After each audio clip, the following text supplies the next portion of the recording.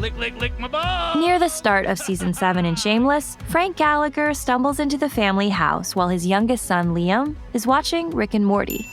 Immediately, we see a strong parallel between the reality of Liam's life and the fiction he's watching. The show on the TV appears to be the very first episode of Rick and Morty. Drunk Rick wakes up his beleaguered grandson in the middle of the night for a dangerous, unnecessary adventure. Meanwhile, in Liam's reality, a temporarily paralyzed Frank tries to suck him into helping him move back into the house against Fiona's wishes. But even the youngest is long disillusioned with his father's ways by now. The Rick and Morty shoutout may seem like a clever throwaway at first, but the more we think about it, Frank Gallagher and Rick Sanchez are pretty much brothers from another mother. They share a special talent for eliciting both disgust and admiration from their family members and from us. Frank and Rick are most often seen passed out drunk, manipulating their offspring, or up to no good with some crazy scheme. Frank shows just how ugly the reality of alcoholism is. And Rick, even when he's talking about advanced science, has to pause in the middle of his sentences to burp. I'm gonna be able to do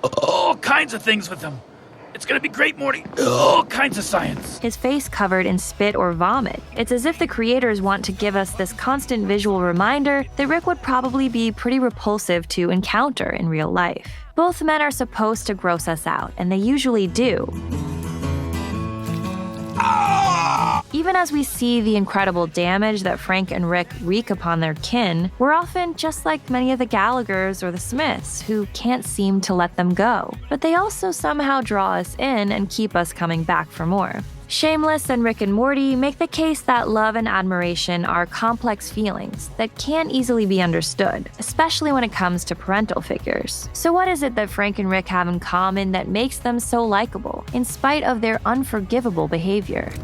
Yes! You God! Not today, bitch! I'm still here! Yeah.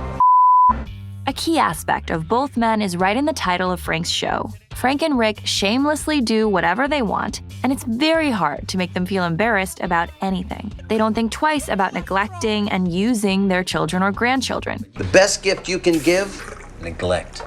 Neglect fosters self-reliance. Yet both refuse to admit that they're bad parents. Okay, Beth. I'm sorry. You think you deserve an apology.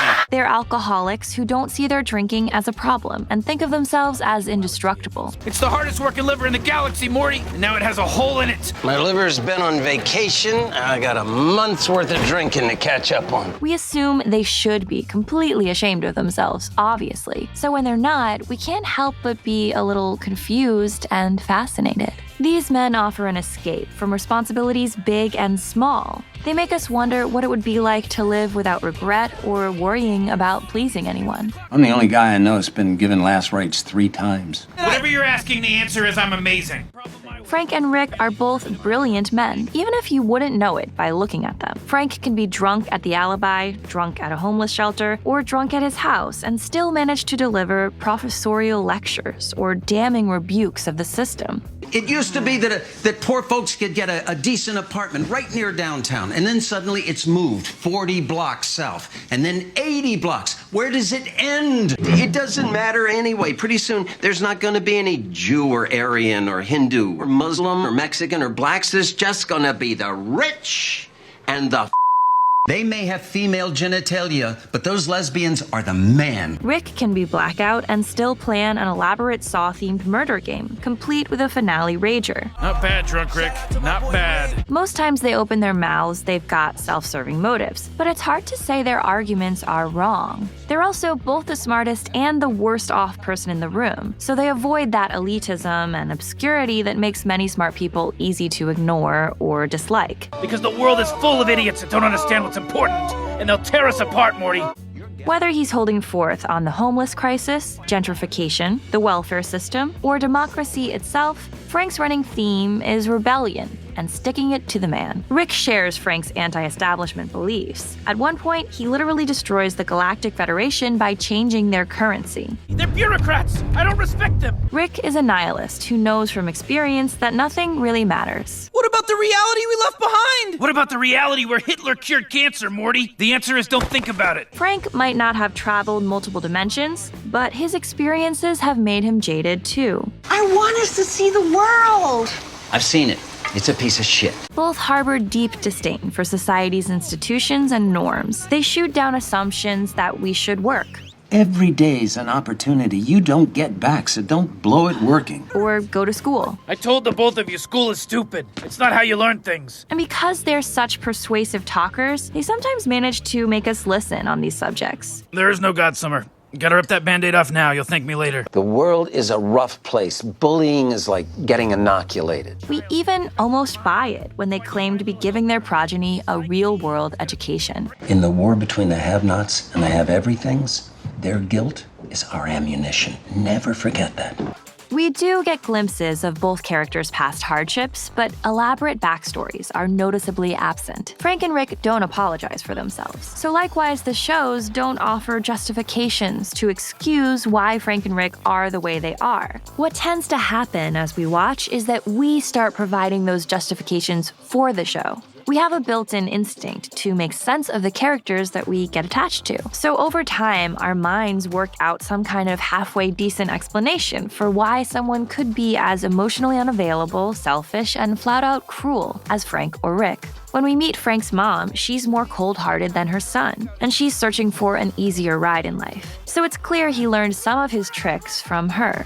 We start to transfer some of the blame for how Frank is onto his upbringing. And that makes us see even more clearly how hard it is for Frank's kids not to become like him. My parents suck too. In Rick's case, we hold on to the idea that his intelligence is a heavy burden, and that his understanding of the multiverse would make anyone struggle not to become depressed, detached, and emotionally distant. Frank and Rick are cautionary tales, anti-role models, warning us that actually not caring about anything has consequences. Frank's alcoholism almost kills him many times and puts his children through endless pain, and Rick's suicidal tendencies reveal how profoundly unhappy he is. So ultimately, the shows are encouraging us not to be like Frank or Rick. Holy shit, I'm you. Oh my god, I'm my father. To find better ways of coping than giving in to narcissistic, selfish escapism. The Gallagher kids and Morty and Summer fight not to be like their patriarchs. I don't want you to end up like Frank, okay? And the show tells us we can escape Frank's and Rick's fates if we engage with reality, emotionally invest, and keep trying hard. Why do you keep doing this to us? We accept Frank and Rick as they are, because by now they're so firmly themselves, it's really hard to imagine them actually changing in a very significant way. Now and then we get glimmers of hope, often false hope, that they might be transforming. Rick isn't always happy with who he's become, and the show plays with how much his affection for his grandkids could be shaping him. I have a strange feeling. In season 8 of Shameless, Frank is more convincing than ever in his attempts to reform himself.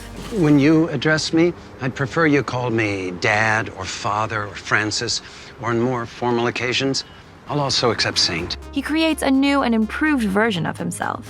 He actually gets a job, and he even discovers a totally new feeling. I've discovered guilt. But he seems to be doing this largely so that he can blame Monica, his deceased wife, for all of his past sins. And the kids, like us, are just waiting for the other shoe to drop. By now, whenever Frank or Rick seems to be acting different, we chalk it up to a phase. The shows put us in the position of the kids or the grandkids and train us to expect the worst. The moment when things could have gone differently for Frank or Rick passed a long time back, way before we ever met them. It's really Fiona or Lip or Morty or Summer that we're watching now to see how they might end up. Okay, getting darker. So the lesson here is that we have to take ownership of who we are along the way. When our characters aren't yet rigidly formed, we need to act now, before the point of no return. Meanwhile, Frank's and Rick's family members come to think of themselves as a detached audience with no real skin in the game, like us. But despite everything, they and we still continue to like Frank Gallagher and Rick Sanchez because they give us new perspectives, behave more horribly than we thought possible with a straight face, and through it all, never fail to keep us entertained. Oh yeah, you gotta get swifty. You gotta get swifty. Thanks for watching, and if you like our videos, please consider supporting us on Patreon. Just click this link here. We spend a lot of time making these videos, and every little bit helps. And of course, the very best thing you can do is subscribe to our channel to get access to all of our latest videos.